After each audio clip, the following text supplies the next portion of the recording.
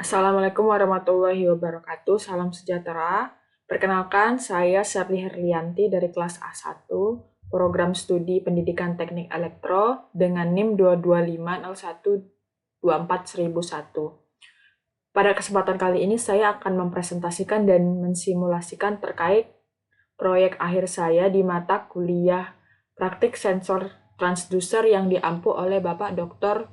Yuwono Indra Hatmojo, di mana proyek akhir saya ini berjudul Sistem Filtrasi Air Cerdas Berbasis Tenaga Surya, di mana cerdas di sini akan diintegrasikan dengan Internet of Things. Nah, di sini saya akan mensimulasikan sistem filtrasi tersebut menggunakan website Walkwi dengan microcontroller Arduino.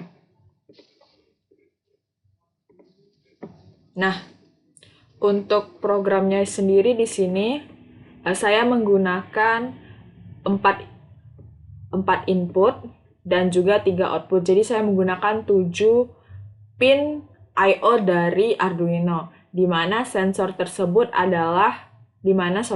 tersebut ada 3 sensor dan 1 push button off.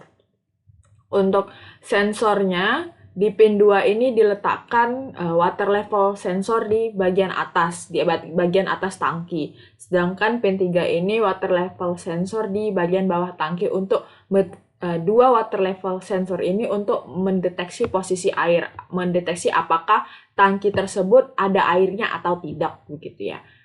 Dimana tangki ini kan berfungsi untuk menampung air dari sumber air, bisa itu sumur, bisa itu sungai, ataupun sumber air lainnya, di mana tangki ini ada. Disinilah proses filtrasi itu terjadi, sehingga outputnya nanti airnya itu layak minum, gitu. Layak minum dan juga untuk keperluan utility lainnya. Nah, di sini ada sensor, push button off, di sini untuk mematikan sistem gitu ya. Ini untuk pekerjaan secara otomatis. Jadi kan sistemnya bekerja, ada yang manual menggunakan push button biasa yang terdapat pada panel, dan juga secara otomatis ini menggunakan microcontroller Arduino. Ini push button off itu untuk mematikan sistem apabila ingin ada proses maintenance dan lain-lain di sistem tersebut. Dan juga di sini ada outputnya, ada 3. Di sini outputnya akan disimulasikan dalam bentuk lampu atau LED. Kontaktor pin. Nah, kontaktor ini output dari pin Arduino akan disambung ke relay, di mana relay disambung ke kontaktor, di mana kontaktor ini akan di wiring ke motor yang akan menarik si air dari sumber mata air. Nah, ini kontaktor di pin 6, dan juga relay filter ini adalah relay yang terhubung ke motor filter agar proses filtrasi air tuh cepat gitu. Kalau kita hanya mengandalkan gravitasi, nggak semua kondisi lingkungan itu punya gaya gravitasi ke bawah yang bagus. Tapi menggunakan motor filter ini, dia tidak terpengaruh gravitasi, terutama jika sistem ini digunakan di pegunungan atau perbukitan, maka gravitasi itu ya agak sulit gitu ya dimanfaatkan secara hukum fisika. Jadi kita menggunakan motor filter ini, di mana motor filter ini dia diaktifkan menggunakan relay, sama menggunakan LED, dan juga kita menggunakan UV lamp untuk sistem filtrasi pertama untuk membunuh kuman gitu ya. Membunuh kuman pertama kali di dalam tangki, kita menggunakan UV lamp. UV lamp ini juga diaktifkan oleh relay.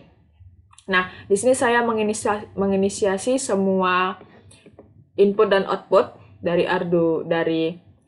hardware ke micro Arduino. Selanjutnya di sini saya menginisiasi untuk inputnya agar false gitu, karena kita seperti tahu ya, Arduino ini berkebalikan dengan controller lainnya karena dia GND gitu ya, groundnya. Nah, di sini untuk variable timer. Nah, di sini UV lamp itu bekerja memang untuk memfilter air pertama kali. Jadi dia bekerja berdasarkan timer, dan semua catu daya yang digunakan dalam sistem filtrasi air cerdas ini dia menggunakan PLTS, pembangkit listrik tenaga surya, jadi memang ramah lingkungan gitu ya. Dan juga tidak menggunakan pembangkit lainnya, sehingga portable, bisa digunakan di mana saja, bisa dibangun di mana saja. Nah, ini untuk setupnya, di mana 4 input dan juga 3 output, dan juga untuk ini set output defaultnya gitu.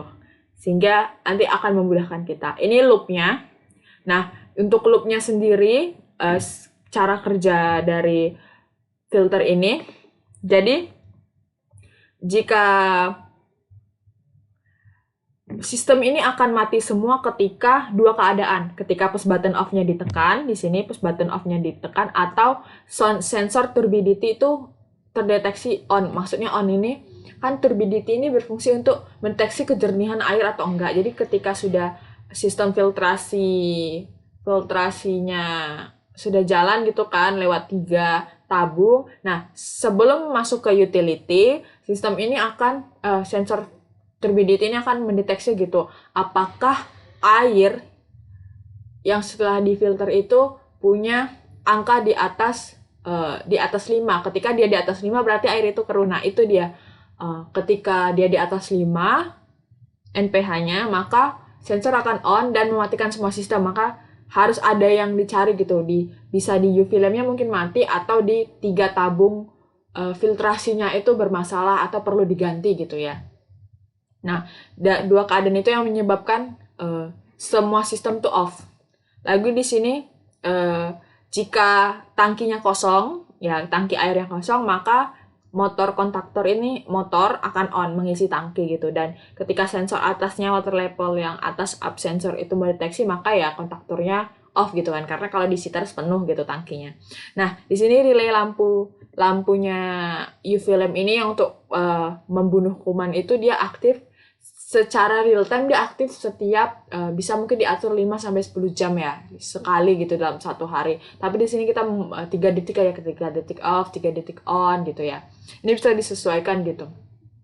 Karena kan kita nggak bisa aktif terus ya. Kita juga memprediksi kapan sistem itu bekerja. Kalau misalnya digunakan di rumah tangga residensial ya kita bisa predik gitu. Berarti pagi itu adalah waktu sistem ini bekerja secara keras gitu, karena kan pagi itu kesibukannya banyak gitu, tapi kalau tengah malam mungkin tidak terlalu gitu. Nah, itu bisa dikondisikan sesuai aplikasinya di lingkungan mana.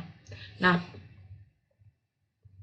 begitu saja. Nah, untuk motor filternya tuh tetap on karena dia bisa di off-in di sistem manual ya, karena motor filter, karena kan ada secara real time kan ada saklar mekanis lagi atau keran ya untuk menonaktifkan sistem. Jadi motor filternya tetap on, karena juga motor filter ini dayanya juga nggak tinggi gitu ya, tidak memakan daya yang besar, beda sama motor untuk nyedot air dari sumber mata air dan juga UV lamp yang aktifnya berjam-jam. Nah, itu saja, kita simulasikan langsung saja dari sistem ini.